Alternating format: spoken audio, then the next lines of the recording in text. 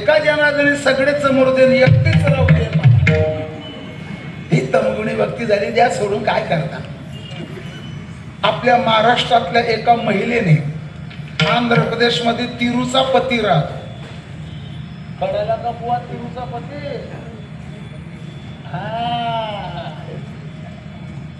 तिरू म्हणजे लक्ष्मी. काय म्हणतील कशावरून? ठाम कशावरून उत्तर देतो तुला. केरळची राजधानी काय आहे? बोला, भिवू नका, चुकलं चालेल. केरळ. केरळ तिरुअनंतपुरम. पूर्वी जे होतं त्रिवेंद्रम होतं, हे बदलवलं. तिरू म्हणजे लक्ष्मी, अनंत म्हणजे विष्णू. सगळ्या जगातलं श्रीमंत मंदिर आहे ते तिरुअनंतपुरमला. जो जाईल घर सोडून तो पाहिजे. हा, तिरुअनंतपुरम. तिरू म्हणजे लक्ष्मी, अनंत म्हणजे विष्णू, पूर म्हणजे गाव. तिरुपती, तिरूचा पती.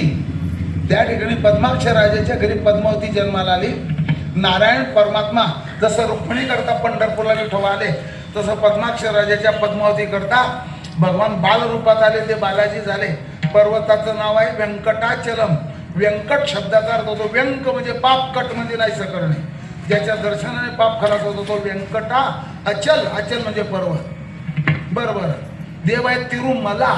हा हा हा हा हा सांगा सांगा सांगा सांगतो.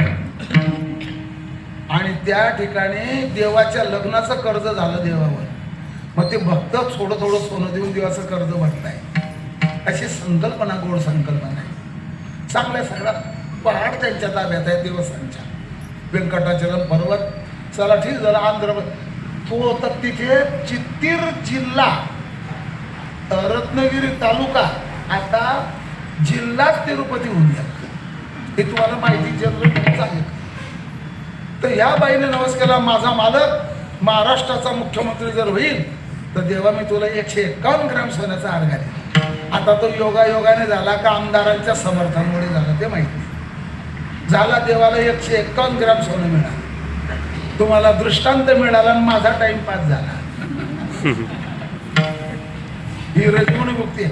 स्वतःच्या धनमाना करता देवावर भार घालणे. स्वतःच्या माना करता देव, धना करता, मान मान्यते करता देवाकडे हात पसरवणं, हे झाली रजोगुणी भक्ती. आता कोणती राहिली?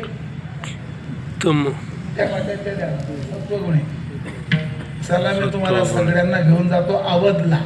अवध म्हणजे अयोध्या. अयोध्या म्हणजे युद्ध न भोवती ती अयोध्या.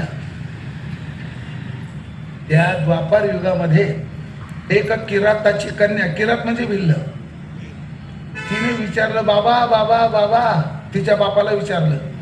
असे 7-8 बोकडांची दावण बांधली आणि जनावरं कशा करता आणली तुम्ही? बाई तुला कळ ना का, उद्याला तुटलं लग्न आहे, पाहुणा रावळ येतील. जसा पाहुणा तसा पाहुणचार, जसा मेजवान तशी मेजवानी. ती काहीच बोलली नाही बापाला, काहीच बोलली नाही. मध्यरात्रीला एकटी उठली, ते बोकड हाकलून दिले जंगलामध्ये. चांदण्याच्या प्रकाशामध्ये, थोडीशी चांदण्याच्या प्रकाशात जमीन दिसते. रात्रभर चालत गेली, मातंग ऋषींच्या आश्रमात पोहोचली. जिचं लग्न ठरलंय तिने बापाचं घर सोडून दिलं. अशा घटना घडतात. पण देवा करता घर सोडलं का लग्ना करता सोडलं? देवा करता.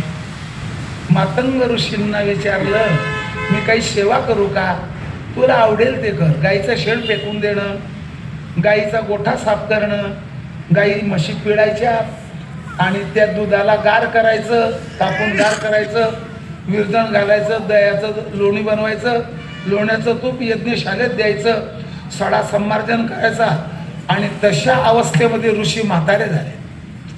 महाराज रामचंद्र प्रभू कधी येतील? येणार आहे. महाराज रामचंद्र प्रभू कधी येतील गुरुजी?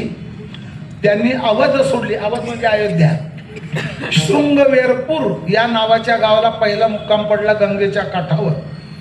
येणार आहे आपल्याकडे, हो आपल्या आश्रमात येणार आहे. मग तिने जे मनोगत व्यक्त केलेलं आहे, जब मेरे राम जी जब मेरे राम जी का